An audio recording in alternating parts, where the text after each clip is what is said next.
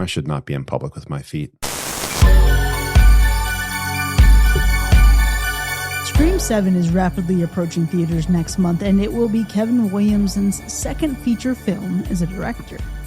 This week, we're turning back time to explore his first directorial stint, which came after great success in the late 90s as a screenwriter with Scream and I Know What You Did Last Summer. He was actually even faced with opportunities to expand his reach into horror, including being offered to direct the 1998 film The Faculty. He instead elected, however, to step behind the camera to direct a high school story, another high school story, that blends ambition, authority, and consequences. The script centered on a senior whose academic future hinges on one obstacle: a teacher with total control over grades, recommendations, and reputations. The project was originally titled with a more violent title, but the Columbine tragedy of April 1999 led the studio to change the name before release. The story follows what happens when a plan to secure a valedictorian title turns into a situation no one can fully manage. It's a premise that echoes earlier workplace revenge narratives, filtered through lockers, lesson plans, and the pressure cooker of graduation. This week, we're talking about Teaching Mrs. Tingle.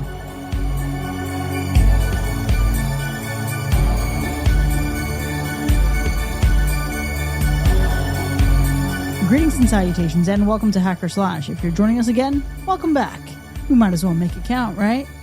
If this is your first time listening, welcome to the party. We are a horror movie review podcast dedicated to telling you whether a movie is a hack, a total joke, a waste of time, or a slash. Totally killer, pun intended. We believe horror is for everyone, and as such, we're rating these movies with the perspective we've gained from our varying walks of life and the flavors of fear we fancy most.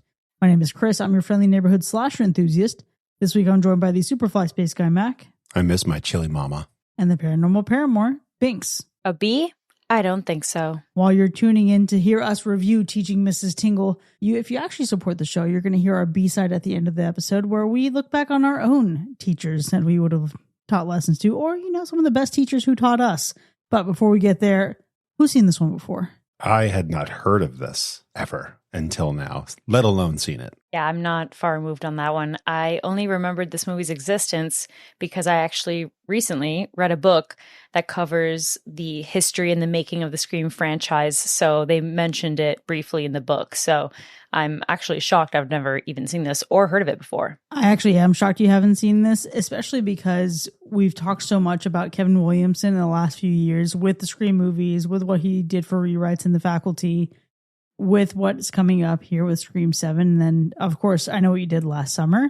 But this is one that I didn't know about at all until we actually had one of our episodes. I believe it was on Scream 2 or the original time that we reviewed I Know What You Did Last Summer. It also might have been The Faculty. But there was this perfect storm where we were doing a few of these late 90s slashers back to back to back. And one of our listeners actually shared with me that Kevin Williamson turned down directing The Faculty to do this movie instead. So it's something that's been on my radar, something I wanted to get to at some point.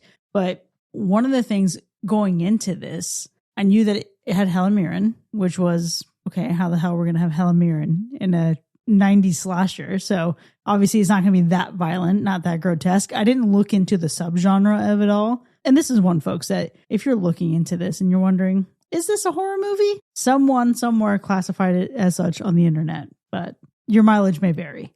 I really, just reading the synopsis was failing to see how we were going to get there. Where is the horror?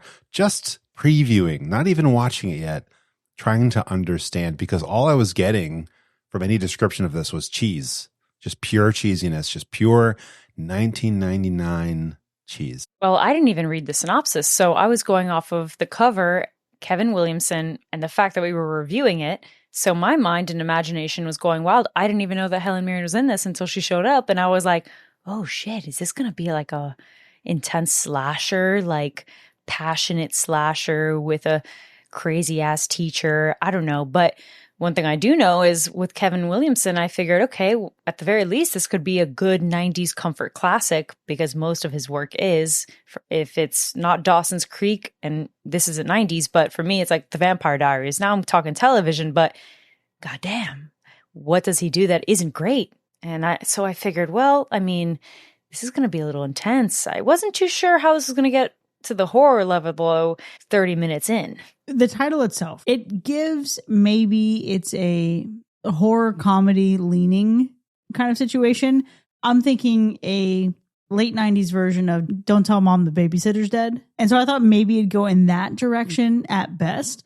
But one of the things that also tripped me up about this was that Katie Holmes is in it. I don't know if y'all remember my opinions on Katie Holmes. I vaguely remember us discussing it, but what was the verdict?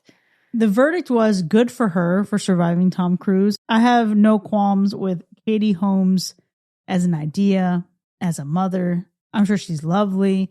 We saw her in The Boy, Brahms, The Boy too. So she was in that. But my struggle with her is I didn't ever get into Dawson's Creek, so I didn't have this attachment to her.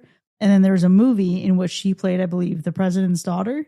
She kept saying the word fucking home. There was something about the way that she presented herself in this role where it leans very much into like her character in this movie, this mousy, intelligent, but pure, very unassuming, very innocent. It radiated obnoxious in that movie. And so for so long, her work for me has been completely hit or miss.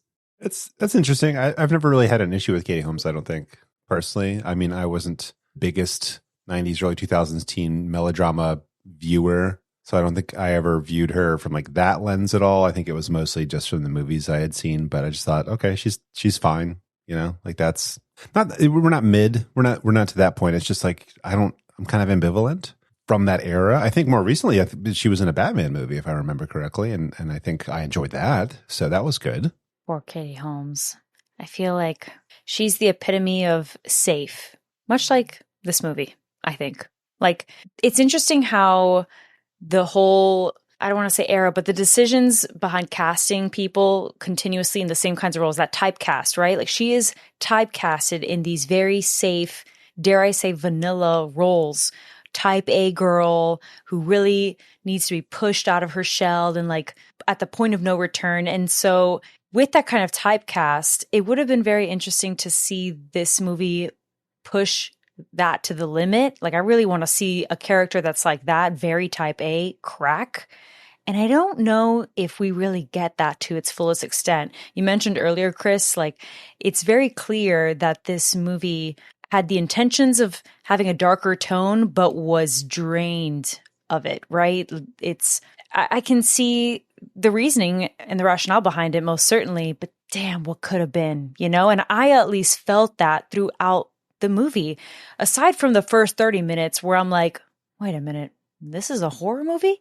After that, it's like, okay, we're getting comedy a little bit. Okay, damn, Helen Mirren is doing her thing, but could have been more intense and more intimidating. Even the thriller aspect of it wasn't quite there. I think they may have drained it a little bit too much, in my opinion. For sure, this movie is the definition of sanitized. Any ounce of personality beyond how well acted it is in its roles is just completely void of any semblance of identity in one particular genre. This is just another 90s teen movie. That's really what it comes down to. And that was my biggest feeling. It was this sensation of, oh, I'm waiting for the potential that I know this has. Because again, Helen Mirren in this movie is fantastic. Katie Holmes actually does a good job. The supporting roles in this movie lend enough comedy and a little bit more complexity to some of its characters, but it doesn't do enough with it. And that's disappointing for me. Yeah, they really lacked the bite of something like Disturbing Behavior just from the year before. I mean, she was involved in that as well, Katie Holmes. And so it's weird to go from that to this because this movie doesn't exactly know what it wants to be, I don't think. But like, as you're getting into it, like this cast is to die for. I mean, you mentioned being surprised by Helen Mirren Banks, and you're like, yeah, this is great that she's in this, and Jeffrey Tambor's in this, and interesting. Okay, lots of cool names showing up, lots of cool faces that we remember from the 90s to the 2000s, and even still today.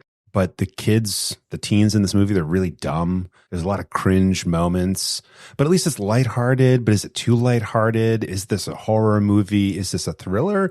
Is this a comedy? Because if it's a comedy, it's not quite hitting. Don't really know where they're going with it, I think, for the most part. You know, I can see kind of where things are headed slightly, but like as like an attitude. I don't know what it is. I don't know what it has going on. And I think also you brought up a good point about even the comedy too, because what's so fascinating is that if we want to say that they were trying to pull back any potential influence of violence, right? And keep it really PG-13, borderline sterile, I would have thought that maybe comedy or romance would replace it. But those genres also weren't really very strong. And so it's so interesting. I don't really know why they didn't lean into at least the humor when there were so many great comedies in the 90s, especially in the late 90s. So a lot of it felt like we didn't go back to the drawing board to pick a genre and stick to it and really put our eggs in that basket, because you could very much just be a thriller or like a dark comedy and have the same premise, but like really be funny, or lean into the romance of it. But they didn't really know what to pick. And so everything just got washed out instead. Which is honestly such a discredit to Kevin Williamson. I mean, this man was cooking with his screenwriting all the way through. And if you have a film that is in progress and is so heavily influenced or overshadowed or marred by a real life tragedy like Columbine, maybe it's best to just put it on ice for a while. I guess it's like the sunk time fallacy. Okay, well, I spent this so much time doing it, then I have to see it through. And obviously, when it comes to studio pictures, there are budgets, there's money, there's livelihoods, there's jobs on the line for this stuff. So you can't always shelve things. But it does make me wonder what could have been had we got the movie that was originally envisioned. Again, going back to that potential. This is another moment of Chris Rojas falling in love with potential. It is what it is. Because I was surprised, despite how watered down it feels, it manages to be just interesting enough for me to see the vision, to get it, and to not have a bad time with it overall. I wish it played more into the existential horror and dread that we end up seeing from characters later on in the movie. I think if that was put up more up front, it could have been a little bit more interesting. You bring up a good point that it's interesting in its ability to kind of keep you wanting to see what actually happens, because as you're watching it, you're thinking, this is ludicrous. This is absolutely ridiculous and so silly, but not quite slapstick. They could have gone there. They could have gone completely off the rails silly, but they didn't. So you're waiting to see, are they going to land this plane in a really serious way, in a really dark comic way, but not. And so, yeah, it kind of strings you along because you're hoping that they're able to do something interesting with it. But are they? That's, I guess, the question that we'll answer here shortly. But yeah, I think the disappointments here are a few, mostly in the plot and the story, because I think it is meandering, and it also doesn't seem like it makes sense or has a point to it really. But the surprises are great. I mean, we've talked about the cast, great surprise there. The moments where it's 100% teen melodrama with the soundtrack accompanying is amazing. Those moments are just they're great because it almost screams like a spoof in those moments. Like you're in the mood. They're looking into each other's eyes. We've got the soft music from the late 90s in the background. It's giving Dawson's Creek, but it's not Dawson's Creek.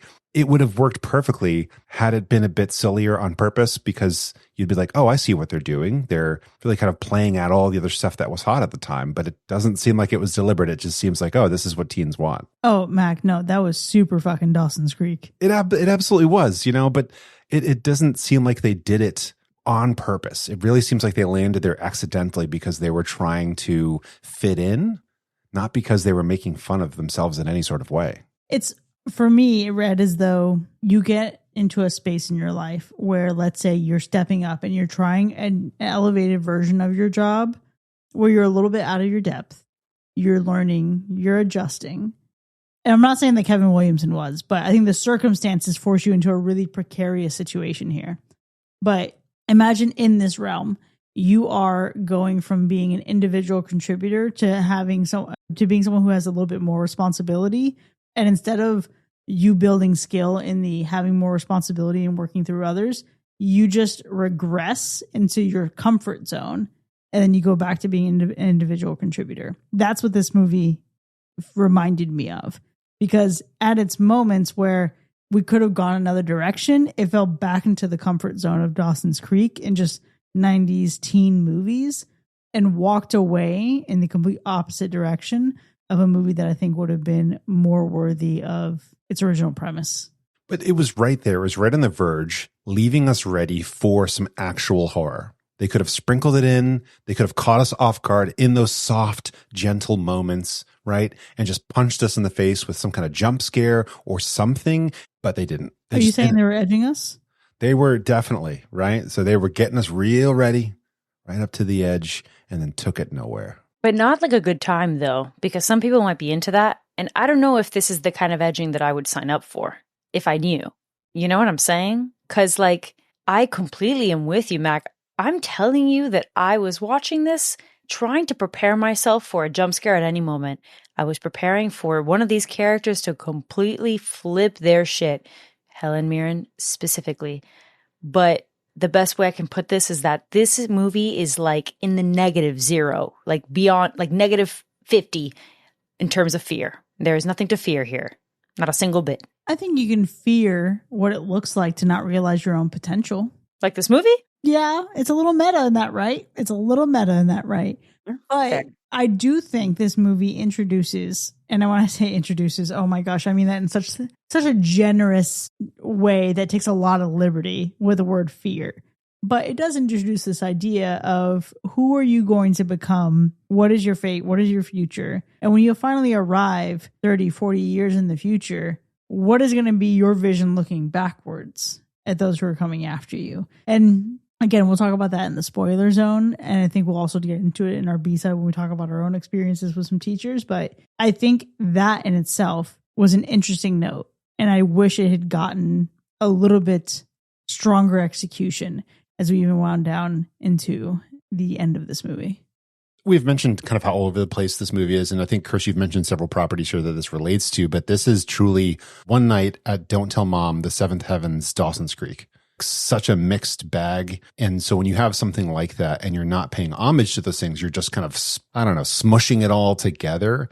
It's not a great ride. You know, it rides like a PT Cruiser from 20 years ago, not like a brand new one where you're like kind of like, this is neat because it's different.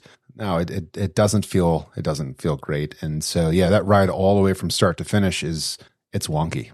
For me, it's that I just really can't help but wonder, and it's going to keep me up at night, what this could have been in terms of this movie was written to an extent, right? Like it was written before he even did Scream. What we could have had, you know? And even if it wasn't so intense or dark, right? Let's just imagine a world in which I'm with you, Chris, in terms of I like the idea of teachers kind of that influence and being in the classroom, that those pressures that you're in, the relationships that you have with your parents, that pressure of being someone, of getting yourself into a better school, better life in the future for your family, for yourself, and what teachers kind of do or their role in your life to facilitate that. And that is so adaptable in any genre. So I'm mega curious about that, but I think that's kind of where the buck stops, right, with this. And I think down to the ending, honestly, I felt like it's full circle. Sure, we get that somewhat closure. There is a little bit of comedy that did land for me in particular. But at the end of the ride, I'm like, man, if I watch this casually, just throwing it on without the expectation of us maybe having to do an episode for it or having any inclination or expectation that this might have been a quote unquote horror, maybe I would have felt a little bit different at the end of the road, but it just felt pretty generic and safe once I reached that end. And what was that end? Because the end to me seems like the punchline, except they didn't tell us the joke. The end is the most disappointing release from an entire film spent building up this inevitable train of how could this possibly resolve itself well? It's messy. It's a messy movie. It's a messy situation. And then you think it would demand a very grandiose ending, but instead it just putters out into nothing. It's like, imagine you're in a car and you're traveling down a long road and you're on this journey. This destination is someplace you've always wanted to go. You have a big vision for it. It's going to be an amazing trip, but also you forgot to fill up the fucking gas tank. So you just putter out very slowly until you're no longer in motion. And that's what the end of this movie felt like. I will say, compared to some modern properties, at least they thought every character deserved to have some kind of ending for them. Some other properties these days, they just go, they're dead. Or we don't even have to tell you whether or not they're dead because we don't care. It doesn't matter. We got our money. Here they were like, well, they call them the aristocrats. That's really what we're getting here at the end is dun, dun, dun, dun, dun, dun. It's over now, folks. You can leave the theater, pick up your popcorn. What a way to go. Well, I can't wait to see how all this manifests into some actual ratings here. But before we actually score it, Mac, how would you describe the gore score? No. That's how I would describe it as just no. There's none. It's clean. Cool. Tight. What about you, Binks? What about the Animal Report? Well, this is definitely going to be a great Animal Report. We are absolutely safe. And actually, I want to add a little tidbit here and say there's a mega cute pup alert. So if you really want to see a cute pup, this is the one, folks. On this, the day that Indy the dog wins an award for his performance in Good Boy. What a time to be alive. What a time to be alive. But let's go ahead and get into our ratings then. Teaching Mrs. Tingle from 1999. Was it a hack or a slash? What in the actual Harvey Weinstein was the point of this movie? Okay, yes, I get it. Helen Mirren knows how to act.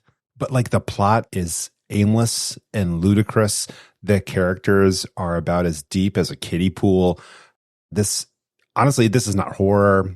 It's kind of almost a thriller, but mostly a teen melodrama, I think. Aside from when we put teens in awkward positions with adults sexually and otherwise, I don't know. It's really confusing. I did enjoy the nostalgia of being back with a 1999 soundtrack, with a 1999 cast. But aside from that, this is just a bad movie. Okay, it's a hack. That was really funny, Mac.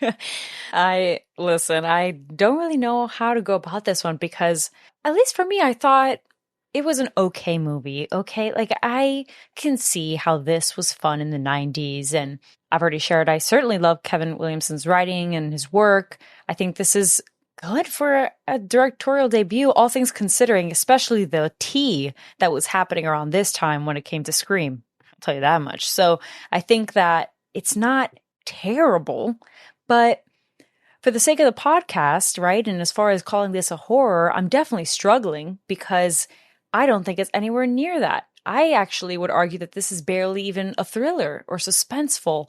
It's not really completely one thing. I think it reads as a funny scenario that they find themselves in. I think that Mrs. Tingle as a character is really fun and intriguing, and I wish that she was certainly way more sinister, especially with it being Helen Mirren playing her.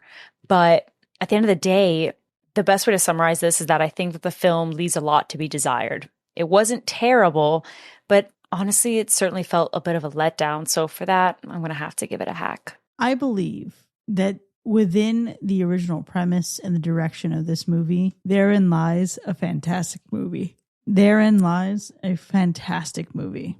I truly believe that. And I want to be clear that I don't even think this movie is a bad movie. I think it's super watchable. I think it's super easy. It's very easy to digest. And if you want to throw on a movie and just have some good 90s nostalgia, this is not a bad way to go. Unfortunately for it, within the context of this podcast, if you're looking for a 90s horror movie, this is not the way to go. And it's deeply unfortunate because Kevin Williamson, you can tell, has a great premise here, a great idea, a great foundation upon which to build. And the cast in this movie is actually really fucking good. So while I am going to give this movie a very specific rating, I don't in any way want to discourage you from actually watching it separately. Just don't go in expecting it to be a great horror movie. Let's just cool your jets. I think we're all pretty jazzed generally about the idea of doing this, knowing that Kevin Williamson's next director's credit is going to be in theaters in just a little bit over a month. And I'm so confident he's going to do phenomenal work with Scream 7, with all the controversy that is just tied to that franchise now. But this movie in itself is a solid 90s movie, but it's still a hack for me. And with that, Teaching Mrs. Tingle in 1999 as our new universal hack. Now, you can find this movie available for rent or to stream online. Either way, join us in the second half so we can actually break down the spoilers for this film. We'll see you in a bit.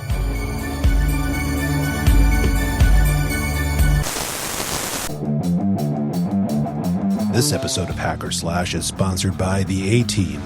Because sometimes someone just needs to be handled. Got a problem authority figure ruining your life?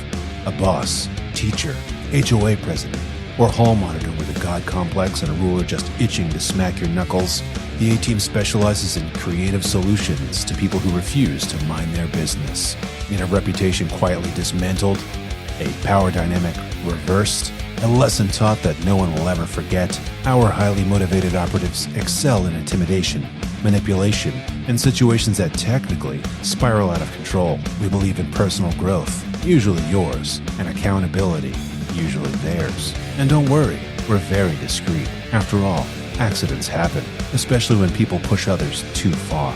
So the next time you feel trapped, unheard, or one bad grade away from snapping, remember, you don't have to do anything yourself. Let the A-Team do it for you. The A-Team, we don't cross lines, we erase them.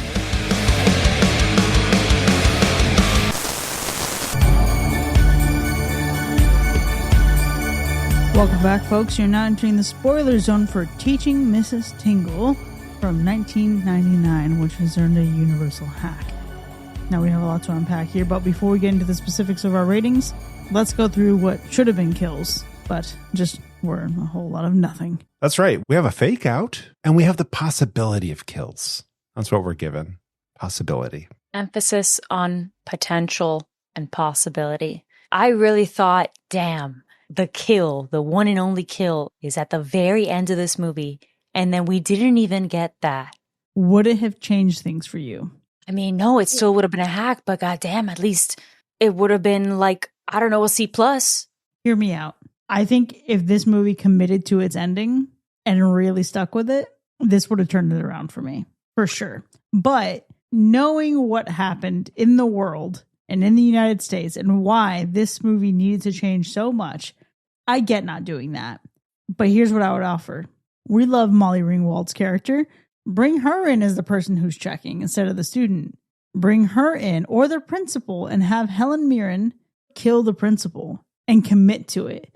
The horror on her face, the shock on her face. She really sold the moment where she believed she killed someone. And it was like a devastating moment for her. Let's fucking live in that. I honestly thought we were going to get a crowd behind this student. I thought it was going to be like 10 people who just saw it happen and saw the crossbow in her hand, and she was just going to like completely break down. And then whether or not it was real or not, I wasn't sure. But like, I thought for a fact there's going to be someone looking through that door, having witnessed what occurred, and that's going to destroy her. And instead, no, she's alive. It's as if she was hit with like a rubber arrow. Here's where I struggle. To be honest, the problem also is that Mrs. Tingle wasn't that freaking terrible, okay? She wasn't that much of a bitch to warrant dying, okay? If she had been the main guy from Heretic, like that kind of level of smart, senile craziness and manipulative to that degree, then okay, yes. But like, she's just a bitch that really just didn't want to give you a damn A, and she was giving you a hard time and maybe was a little bit too savage, but at that point, you had already tied her to her bed and held her hostage. So, I don't know. I mean... Yeah, the real crime of this movie is making the implication that Mrs. Tingle deserved this. Because she deserved a lot of frustration, a lot of anger. She deserved to be severely reprimanded and held accountable for her practices, especially if she is grading based on bias and perception as opposed to the earned grade. That's completely unprofessional. But also, these people legitimately just broke into her fucking home, caused all this shit, ruined her career, and then also got away with it. Yeah, I want to know how that all went down. She just gave up at the very end. She just looked around and said, it's not like I have a ton of proof. I was just kidnapped. And honestly, there was attempted murder. So, come on, y'all, what are we doing here? She could have just said, okay, sorry that happened. I'm going to go to the police now and file a report. But apparently... she was too embarrassed. It doesn't really make sense. And no, she didn't deserve to be killed. I don't exactly know why they just immediately went, okay, now we have to tie her up and just keep going with this versus like, oh my gosh, we're so sorry. Like get her to a hospital, call an EMT, like get her taken care of. But goodness, it didn't like make sense. That was like the first place where I'm like, the logic of these teens is so broken. They're so dumb and they deserve to not be valedictorian. Not a single one of them deserved to be valedictorian here. But I think the thing that truly deserved to be valedictorian, there was a shot of the outside of her amazing house in the dark at night. Might have been raining, not quite sure. And that shot showed me the future. That shot said, this is what's possible for teen slashers right here. It says, we've seen Scream. We know you've seen it, but look, here's what we can do. There was like a lighting. It almost looked like a miniature, but it's not. It's a real house. This house is so ominous and big and kind of regal in a way that she lives in. It is very kind of fitting for her. And it showed the way. It showed that it had the capacity for growth and to be something bigger than it was. It just didn't know how to capitalize on it. Man, we're on the same wavelength because that house, ooh, what a beaut, man. She had to have been making some crazy ass money as a teacher. I mean, I don't even know how you get a house that big and how beautiful, but we're going to move past that because I don't care at this rate. I just wanted to see how beautiful that house was. And thank you so much for giving it to me. Where is that house now? Is it in other films? It needs its own star, its own film. It needs to be the moment. I can tell you how she afforded it. So she's been there for 20 years teaching, right? So she probably bought her house when it was, I don't know, like $500 and a couple of box tops, back in the day. What a dream. Right? 2% interest. Yeah. The good times. Oh, the economy that we can't survive in anymore. Oh, gosh, exactly. The house was gorgeous. Some great cinematography in this movie for sure. But for me, it was the set design and the inside of the house, because how quintessentially 90s, which feels like such a dumb and obvious thing to say. I feel like it really reduces this whole movie. But something that I loved was, even though this felt very quintessentially 90s, it still doesn't feel like so long ago. This doesn't feel like a particularly difficult place to believe that you're in. And aside from the mismatch of career to house, because that pipeline is severely unrealistic, teachers deserve so much more than they're currently compensated. But what I appreciate in this movie is even less of just the overarching theory of the design and how this movie is like furnished, but more so about how lived in it feels, especially when we get into her bedroom and we get into my favorite scene, which is her waking up from being tied up. And honestly, a lot of the moments that we get between her and Leanne's friend, Jolynn, who just wants to be an actor, their petty clapbacks back and forth the entire time were fucking hilarious. But it was specifically her waking up and then peering over the bed and just you see Miss Tingle's eyes just gazing back into her. It was a big oh shit moment, and had this movie had any kind of fear in it, I think that gaze itself would have been one of those jump scares. But looking at how this entire bedroom is set up, to know that this poor woman is tied to her own fucking bed, there's just something about it that really stood out to me in a sense of like, oh, I can imagine this being my mom's bedroom in the 90s. Really did enjoy the inside, especially the little lived-in spaces. They're downstairs feeding the dog whatever the dog wants to eat, and the fridge feels like a real fridge. It feels like it has crap in there that people would snack on. Even the peanut butter, the pickles. I forget what else he was offering the dog. Sour cream. I'm sure you could go to the grocery store and just stock the fridge up, but it didn't feel like that. They really did a good job of making it feel lived in. And there is something like you're going through this home of hers, and it's grandiose. It's definitely over the top, but it does feel like, okay, this is in the Scream universe. It's the richer part of the Scream universe somehow, but like it's still related as they're walking through. It's so much part of the Scream universe that when you look up this movie on Amazon Prime, the image is from a Scream film. LOL. That's cheating. It's too good. Is it cheating or is it smart? I don't know. Yeah. I will say that's a good scene to pick because Helen Mirren's acting in this film is phenomenal, as it always is. And I think another great moment of acting that is probably completely the opposite because it's over the top. It's the Exorcist reenactment. That scene is beautiful. It's just so good because it comes kind of out of nowhere. And we get it that she's practicing her acting and she's practicing her voices, but to commit so hard to that and to like completely, I mean, what was that? Like a 5-minute clip of The Exorcist that she was performing? Jolene, girl, go. Like you're really nailing the voice thing. I also loved the hell out of that scene. I gotta say, that's probably the scene that categorizes this as horror because she nailed it. It was hilarious. And the best part is the cute ass dog doing the little head tilt out of confusion. Cullen does the same thing when I'm doing something crazy or you see something off base on TV. It's just adorable. I loved it. Loved every single moment. She was bored as hell. And not to say that I was, but like it was one of those moments where I was like, this changed it up a little bit, which I greatly appreciated. You know, I'm actually even just thinking about this entire movie. And while I know that Leanne was our main character, I absolutely loved Jolynn. And she stole the show for me. Jolynn, the dog, Helen Mirren. Top 3 players in this whole thing. Absolutely. Could have been the only players. 3 people or 3 beings whose motivations seemed fairly clear and well defined. They tried to kind of muddy the waters for Mrs. Tingle, but it was like she's just having a good time giving the kids a bad time. For whatever reason, that's what she's out here doing. She's being that teacher because she can. And that just, she didn't need a reason. We didn't need a backstory for it. We didn't need to know why. We just understood, I think, from the very beginning, she's just that person. And they didn't really like go deeper with it at all. They tried to like, oh, you know, because she couldn't break free. We don't care. All right. She gets to do that because she knows how to act it. The dog was just there for the ride. Whichever way it was going, hanging out with the kidnappers, hanging out with his mom, he did not care.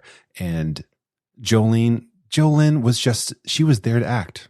Whether it was for them or on the big screen, she had one goal in mind and stuck to it. Everybody else was a bit confused about why they were doing what they were doing. I mean, it's dumb kids doing dumb things, but I will say at least this. I loved the moment that Jolyn sighs with Mrs. Tingle, grabs a crossbow, knocks her ass out, and then says something to the effect of acknowledging that Mrs. Tingle has been taunting her this entire time, saying that she can't act. I loved it. It was like one boss ass bitch finally having it out with another one, because I think that Jolyn was very much underestimated throughout the whole film, and at least she had a little bit of a moment to bite back. So I was here for it. I also want to take this opportunity to say that I know we have this category now at the end of the year awards about did it all for the nookie. Luke, sir, I don't even know what to say about you, okay? You're doing the most, and you're doing a lot, and you got a cute face, but if you really thought that you were going to win this girl over, and I guess what's crazy is that you somewhat did. How? I don't even know, because that doesn't make any sense to me. That's for damn sure, but whatever. I think it's like you thought that doing a lot, doing the extreme, to the point where now you have to tie up the teacher to win this girl over. It would get you the nookie, and it did. What does this tell men? I'm afraid. Yeah, it really plays so dangerously on the if he wanted to, he would. If he wanted to help my career, he'd go to my boss's house and demand a promotion, take a crossbow to him. No, Luke is well-intending, well-meaning, but severely misguided and does not belong in the same category or league as Leanne. Not because he himself as a person is unworthy, but because he lacks the fundamental understanding of just emotional intelligence and maturity to recognize why they didn't work. Because all of this is his fucking fault. Sure, it's Miss Tingle's fault. It is 100% Mrs. Tingle's fault for being unprofessional and doing what she did and being the menace that she was in that environment. 1000%. However, from the most practical perspective, none of this would have happened if this motherfucker hadn't stolen the exam and then also insisted on putting it back in her hands. I agree, because the truth is that let's say in like a real world example, okay, not to say that there aren't Mrs. Tingles out there, but there are certainly some teachers out there where they are just really intense graders. You know, it's not that they're being assholes. It's just that they really are to the T. Like the metrics are right there, right? And who's to say that this kind of scenario wouldn't happen with a teacher like that too, you know? So 100%. Luke, to an extent, bro, you are culpable. That is for sure. But Leanne, damn it, you also, my girl, I don't even understand you because you're very type A, classic trope, of course. But it really took just one little comment from Mrs. Tingle for you all of a sudden to betray your best friend and pull some shit like that for a guy that you didn't even care 3 shits about. I don't understand that. Absolutely waffle move. Waffling, straddling both sides of the fence at the same time because she doesn't want to pick where she wants to land. That is something that really irks me about her character. I think one of the other things, I'm just thinking about all of the dynamics in this. One, teachers don't get enough credit. And I think we generally say that as like a fucking platitude, but it absolutely devastates me to no end that even in South Florida, so they're just pushing kids through this pipeline. We need teachers, not to the lack of professionalism and absolute menace that Mrs. Tingle is, but we need people with high standards. So if you watch this movie right now and you're thinking, oh yeah, my teacher sucks. No, fuck that. Your teacher probably didn't actually suck. Your teacher probably was doing their job and wanted you to be a functioning adult and a productive member of society, which I can appreciate. Justice for Mrs. Tingle. However, she was definitely harassing the kids in her class. 100%. Yeah. Not professional. Like you've mentioned, she was not a good professional teacher.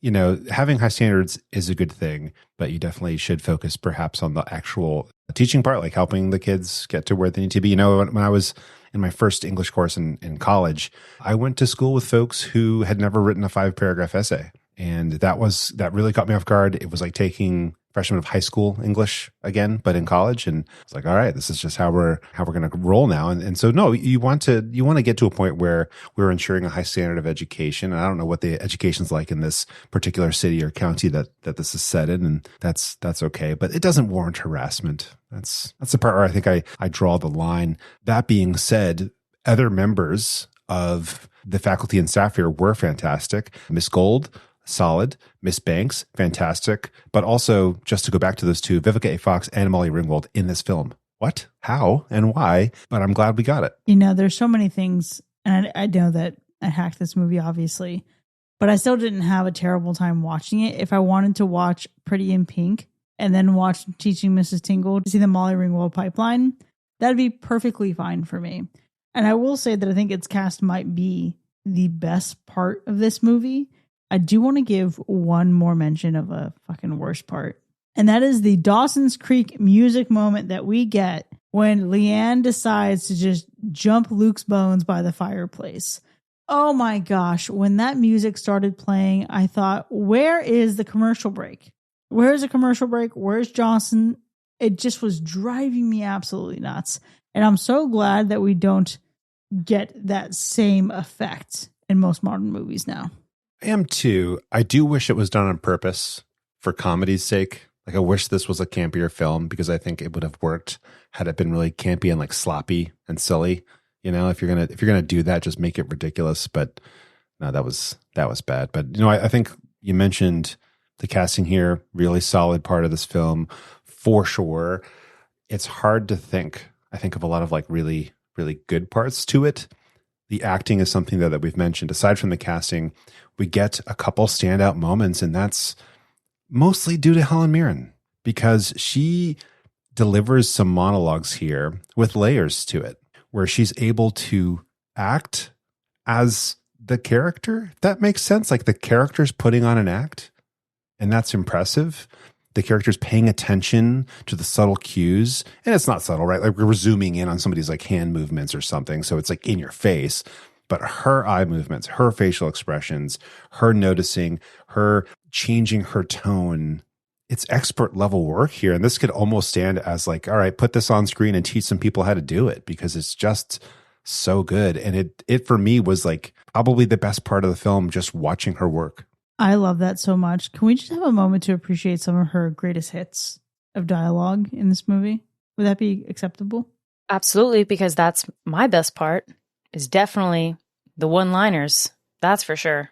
I'm well aware of what irony is, Miss Watson. You, however, should consult your dictionary. I absolutely love that, and I want to channel that. Anytime someone says a word that they clearly don't fucking understand what it means, I think that is going to be a big one for me. That is very you-coded, actually, so you most certainly should do that. Channel that energy. Big time. There's another moment where this kid also, what the fuck is up with him firing a crossbow in a classroom? I completely forgot about how wild and out of pocket that moment was. But she's saying, don't tease us, Mr. Barry. When you shoot, make it count. He said, it wasn't. I mean, I didn't think that. And she said, no, because that would require a cerebrum and a few other missing parts. She was fucking dragging people, which I absolutely loved. No, that we're not supposed to really love Mrs. Tingle, but I feel like this movie ultimately really just forced us. It forced our hand because tell me that's not incredible. Tell me that's not a great line. And this little ditty. Who do you think you're fooling? You're so scared I can smell it. Your fear is the most predictable thing about you. You've lived your whole life in fear. Terrified of making a mistake. Scared to death you won't get that A. That ticket out. Afraid you'll never escape your mother and her name tag. Or your father who won't return your calls. That's why you shun Luke and every other boy who's ever tried to put his hands on you. You're afraid of getting that bad seed. Afraid of giving birth to a child you never wanted. A child you can only blame for your own wretched existence. Stuck in a small town with a small name. Destined to become that very thing you despise most. I know all about it, Leanne. I wrote the book. I know you. What the fuck? Like, an incredible moment. An incredible moment in this movie. Okay, I guess after being dragged to that capacity, you want to do something extreme and the polar opposite of it. But I still don't know how that gets you hot and dirty to fuck somebody that you really weren't even interested in to begin with. More importantly, as someone who is very loyal, more importantly, someone that you know your best friend likes. That's some crazy behavior. And I want to go back to what you said in terms of that musical cue and that scene entirely, because I just remembered when I was making our cards, prepping us for this episode, and I picked a particular cover image, I realized it was the GIF of that scene. And I now remember thinking, damn, I wonder if Katie Holmes is actually the villain and she's going to kill somebody while having sex. Can you tell me that this would have been incredible? You mean if Katie Holmes was Jennifer Check in Yes. Teaching Mrs. Tingle? Yes, absolutely. Yes. Yeah, they could have turned it into a horror film if she cleaned up the loose ends. It would have worked. Okay, so what we need is to rewatch this movie in a triple feature. You ready for this? The Faculty, Jennifer's Body, Teaching Mrs. Tingle. I'm ready. I think that ending it with Teaching Mrs. Tingle, that may not make sense for a lot of people, but hear me out. I think it's important because it's a very quick ride up and you need to kind of simmer back down to the bottom. And you need the context and the character development to ride into Teaching Mrs. Tingle. If you do it too early, you're going to be a little pissed off and you're not going to want to continue with the marathon. Even in that mixture, though, I don't think I could do it again, though. I don't think, even with those kind of neighbors nearby, that it would be a good time for me. I think I just judge it so much. That's the problem I have, is I'm so judgmental of this film. That's fair, though. I don't know if I'm that intense about it. I think if someone, for some reason, was down for it and wanted to see it, sure. If I was sick, maybe I'd throw it on. I think it's more of the Helen Mirren of it all, or if I wanted to do some crazy Kevin Williamson binge of all of his stuff, why not?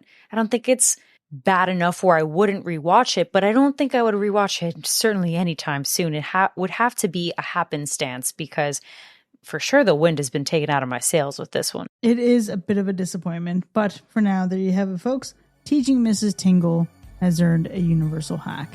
Although not a completely horrible movie, just disappointing within the context of it being positioned allegedly as a horror film.